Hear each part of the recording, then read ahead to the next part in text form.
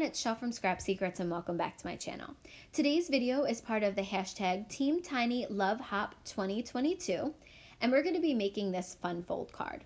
Make sure to hit the hashtag in the video title so you see everybody's videos who participated in this hop. So to make this card, we're going to start off by creating the card base. And it's going to be the same size as an A2 size card, but we're going to do it a little bit differently. So the card base measures 4 1/4 by 8 3/4, and then we're going to score at 5 1/2. So the card will actually be 4 1/4 by 5 1/2, but it's going to be a fun fold. I apologize for Lucy jumping into the screen.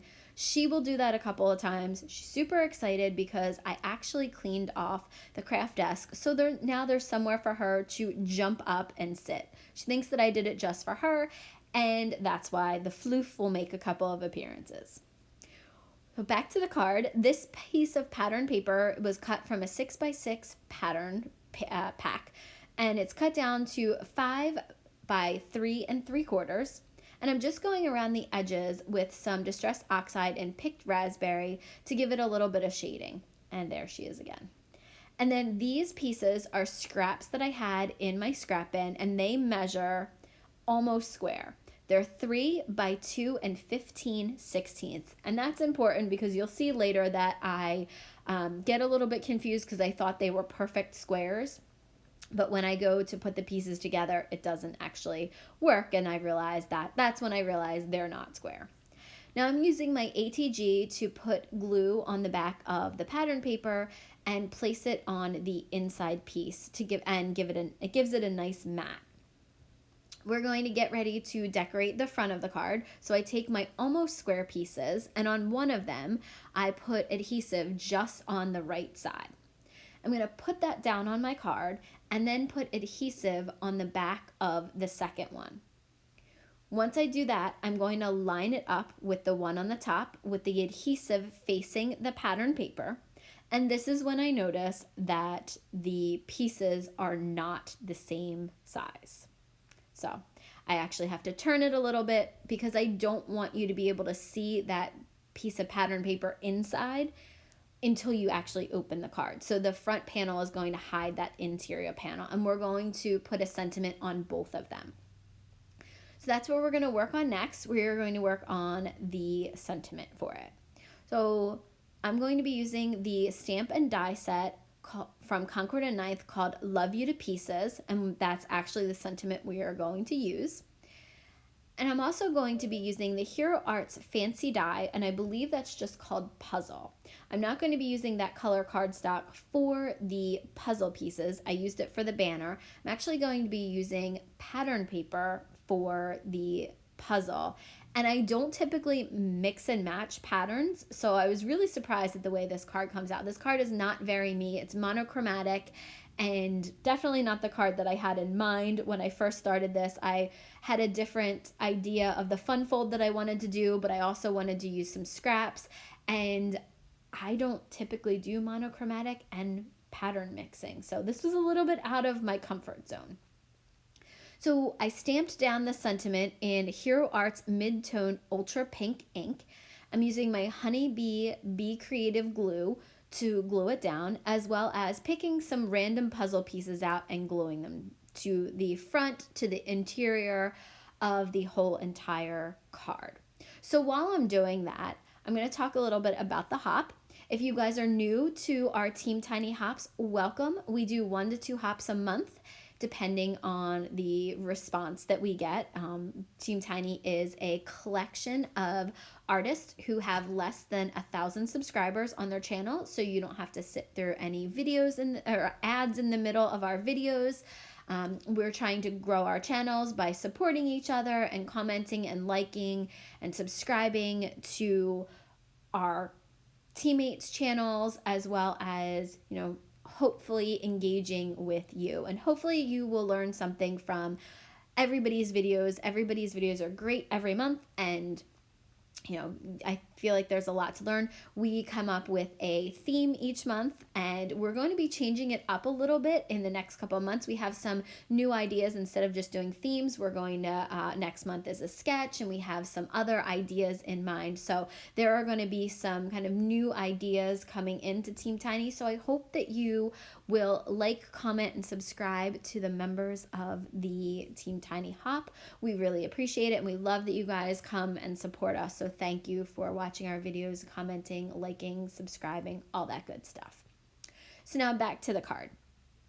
I typically don't make my own pattern paper. I did for a little while, and then I started to go to Michael's and AC Moore and buy their entire paper section. So I have a ton of pattern paper. So usually when I need something, unfortunately, I generally have it in that color. So I don't usually make my own. But once I was looking at this, it was looking very, very plain to me. And I had already glued everything down. So normally I would put mats on of maybe some different pattern papers, or continue that same pattern paper in the that I used in the beginning, the chocolate boxes. I would put that on as layers, but I had already glued everything down. So I was trying to figure out what I should do. I'm actually going to take the hearts from the stamp set from Concord and Ninth and stamp them in random places. I used the Distress Oxide Picked Raspberry. I also used the Hero Arts Midtone Ultra Pink, which are the two colors that I used so far in this card. I added a couple of puzzle pieces because I thought some of it needed it. Oh, I'm just trying to figure out what to do to make it not look so bare. I felt like it looked like it was unfinished. So again, I'm going to glue a couple more puzzle pieces down. I will go back and stamp a sentiment on the interior piece, but I was just trying to go back and forth and figure out what to do. I'm going to grab a third color of pink ink, and this one is the Hero Arts Midtone Bubblegum ink. And I'm going to stamp out some of the hearts. I do use all 3 size hearts from this stamp set, and that's what I do like about a lot of these stamp sets that have the little pieces. You can create your own pattern paper if you choose to do so, or if you do like me and you don't think about your card and just start gluing things down and realizing, hey, it looks really plain. Little images like this make fantastic filler pieces. So could have gone back and found some stamp sets that had some dots in it, but I decided to just stick with this one stamp set. Now I'm going to stamp the interior sentiment with that same Hero Arts Midtone Ultra Pink ink. And I found some clear blocks. Normally I would use my Misty, but I was feeling pretty brave and that I wasn't going to mess up. So I did just use clear blocks, which is kind of different because I generally mess things up. But these inks stamped really, really well, and it says all the hugs, and then I stamp XOXO. I believe I stamp it 4 times. And I still felt like everything was a little bit plain. I didn't really know what I wanted to do. I go back and stamp a couple more hearts in there, and it still, to me, looks really, really plain. I even mixed some of the colors. I mixed some of the Hero Arts with the Distress Oxide to come up with kind of a 4th color of pink. And I really felt like it still needed something else. You guys probably are like, she's crazy, she's going overboard at this point. But for me, I have an issue if I have too much blank space on my card, and this is probably where I should have stopped, but I kept on going. So one of the ways that you can add texture and little images to the background is, you can go and get stamps. But what I decided to do was break out my white gel pen, and we're going to use it in a couple of places because we had the white in the puzzle pieces, but that was the only other place that we had it. Now I'm going around the banner and putting some little dash lines to kind of make the banner stand out. It's not that different from that background color. It is in real life. You can definitely see a difference, but on camera it almost looks like it's the same. So using that white dash line around it kind of broke it up a little bit. So that's one place that I decided to go ahead and add the white gel pen. I'm also going around and adding groups of 3 dots to the background. And you can't really see them here, but you can see them in person. I can see them now a little bit better. I'm going around and adding them to the entire front of the card. I just sporadically where I think I needed them. Also want to make sure that I do off of the page too, because I wanted to make it look like a piece of pattern paper. So it's not going to, the group of 3 dots is not going to be perfect. You're going to cut it somewhere. So there's going to be 1 or 2 dots at some point. So I kind of made sure that I did that as well.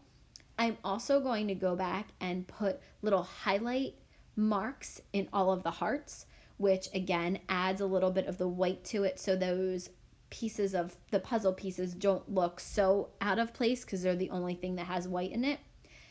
And then the other thing that I'm going to do is go in and color the stripe on the top of the chocolate pieces, not on the box, just on the little chocolate pieces. I'm going to fill that in with some white gel pen. After I finish coloring in the white on the top of the icing on the chocolates, I'm then going to go back and make sure that there's no gaping holes where I need to add another heart or some dots or anything like that. And that will finish off the card for today. Thank you guys so much for stopping by and watching me make this fun fold card. I hope that you try it. I hope that you hop along with us and that you get some inspiration. And I will see you guys again real soon for another video. Bye!